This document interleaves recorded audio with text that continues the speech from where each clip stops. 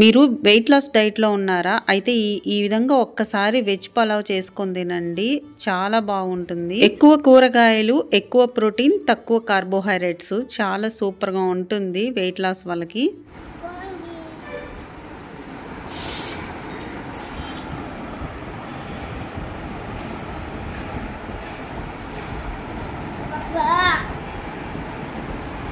ముందుగా మనం కూరగాయ ముక్కలన్నీ సన్న ముక్కలుగా కట్ చేసి పక్కకు పెట్టుకోవాలి. క్యారెట్, టమాటా, ఆనియన్, ఆలుగడ్డ. ఇది ఎలాగో మొక్కజొన్న కండెల సీజన్ కాబట్టి మొక్కజొన్న విత్తనాలు కూడా తీసి పక్కకు పెట్టుకోవాలి. కంపల్సరీ బీన్స్ ఉంటే చాలా బాగుంటుంది. బీన్స్లో ఎక్కువ ప్రోటీన్ ఉంటుంది కాబట్టి. ఇంకా క్యాప్సికమ్ వేసుకోవాలంటే వేసుకోవచ్చు. నేను పచ్చిమిరపకాయలు వేయలేదు, ఎందుకంటే సితార పచ్చిమిరపకాయలు పెడితే కారం అని ఏడుస్తున్నానని పచ్చిమిరపకాయ వేయలేదు. ఇంకా ఒక బాండ్లీలో వేడి చేసుకొని బాండ్లీలో ఆయిల్ వేసేసుకోవాలి. ఆయిల్ కానీ నెయ్యి కానీ వేసుకోవచ్చు. నేనైతే నెయ్యి వేసుకున్నాను. దీంట్లో బిర్యానీ ఆకులు, 2 లవంగాయలు, ఒక చెక్క ఇవి వేసేసుకున్నాను. అవి కొంచెం వేగిన తర్వాత అల్లం వెల్లుల్లి పేస్ట్ వేసేసుకొని ఇలా కలుపుకోవాలి. కొంచెం అల్లం వెల్లుల్లి పేస్ట్ పచ్చి వాసన పోయేంత వరకు వేయించుకోవాలి. అల్లం వెల్లుల్లి పేస్ట్ వేగిపోయిన తర్వాత దీంట్లోకి ఆనియన్స్ వేసుకున్నాము.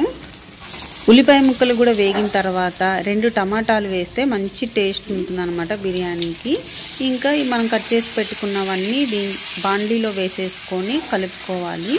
దీంట్లో కొంచెం మగ్గిన తర్వాత క్యాప్సికము, బీన్స్ కూడా వేసేసి కొంచెం ఉప్పు చల్లేసుకొని మనకు సరిపడినంత మూత పెట్టేసుకొని మగ్గించేసుకోవాలి.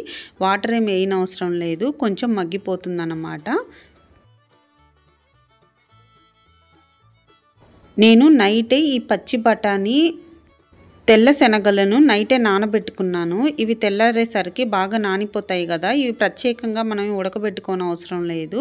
ఇంకా ఈ బాండ్లీలోనే వేసేసుకున్నాను. చూసారా ఎంత కలర్ఫుల్గా ఉందో. ఇలా తింటే వెయిట్ లాస్ ఏంటండి, ఏ అనారోగ్య సమస్యలు కూడా రావు. ఎప్పుడు మనం రొటీన్గా కర్రీ, అన్నము, చపాతీ, కర్రీ లేదా ఇంకా ఏదైనా హెల్తీగా తినాలంటే ఉప్మా ఇవే చేసుకుంటూ ఉంటాం కదా.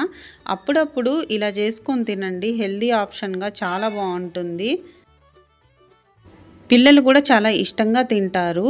ఉప్పు నేను కొంచెం గరం మసాలా కూడా వేసేసుకున్నాను. బాగా కలిపేసుకొని మగ్గించుకోవాలి. ఈ ప్రాసెస్ అంతా నేను బాండ్లీలోనే చేస్తున్నాను, ఎందుకంటే ఎలక్ట్రికల్ రైస్ కుక్కర్లో కొంచెం ఇబ్బందిగా ఉంటుంది కదా కలుపుకోవడానికి వాటికి. ఇవన్నీ మగ్గిన తర్వాత నేను రైస్ కుక్కర్లోకి ట్రాన్స్ఫర్ చేసుకున్నాను. చూసారా మొత్తం ఇలా వేసేసుకోవాలి. నాకు సెల్తో ఇబ్బందిగా ఉందనేసి చూపించడానికి కొంచెం ఇబ్బందిగా ఉంది, అందుకని మొత్తం ఒకసారి వేసుకున్న తర్వాత వీడియోలో చూపిస్తున్నాను. నేను ఈ చెమ్ముతో ఒక చెమ్ము రైస్ తీసుకున్నాను. ఒక చెమ్ముకి 2 చెమ్ముల వాటర్ పోసుకున్నాను. శుభ్రంగా కడిగి పెట్టుకున్న రైస్ని ఈ కుక్కర్లోకి వేసేసుకోవడమే.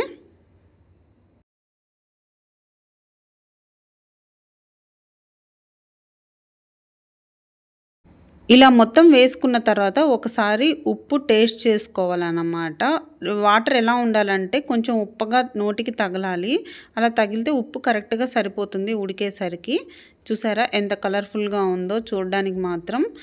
ఇంకా రైస్ కుక్కర్లో పెట్టేసుకొని స్విచ్ ఆన్ చేసుకోవడమే.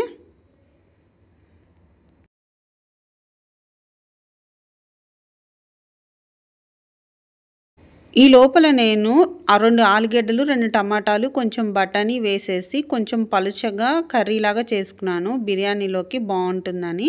రైస్ కూడా ఉడికిపోయింది. ఏంటో కూరగాయల ముక్కలని ఓ పక్కకు వచ్చాయని అనుకోగాకండి. జస్ట్ ఒకసారి అలా కలుపుకుంటే మొత్తం స్ప్రెడ్ అయిపోతాయి. నా చిట్టి తల్లి కూడా చాలా ఇష్టంగా తినింది సితార. చెప్పు ఎలా ఉంది?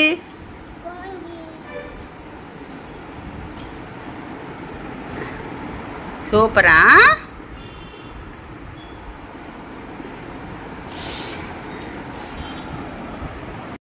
చిన్నపిల్లలకు మనం ఎప్పుడైనా సరే ఫుడ్ పెట్టేటప్పుడు ప్లేట్లో 2-3 రకాల ఆప్షన్స్ ఉండేటట్టు చూసుకోవాలి. ఒకటే ఫుడ్ పెట్టామంటే వాళ్ళకి బోర్గా ఫీల్ అవుతారు, అసలు తినరు. ఇలా ఎక్కువ ఐటమ్స్ ఉన్నాయంటే ఇష్టమైంది అలా ఏరుకొని తింటూ ఉంటారు.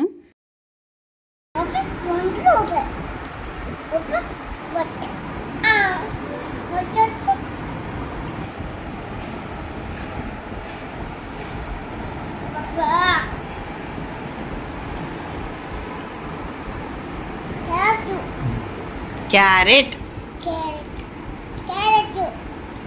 క్యారెట్ నేను ఇవాళ నా లంచ్ని ఇలా రెడీ చేసుకున్నాను. ఈ వెజ్ పలావ్తో పాటు 2 ఎగ్స్ ఆమ్లెట్ కూడా వేసుకున్నాను. టేస్ట్ మాత్రం సూపర్గా ఉంది. కర్రీ ఏంటా నీళ్ళగా ఉందని అనుకోబాకండి. నేను కావాలని ఇలా పలుచగా చేసుకున్నాను.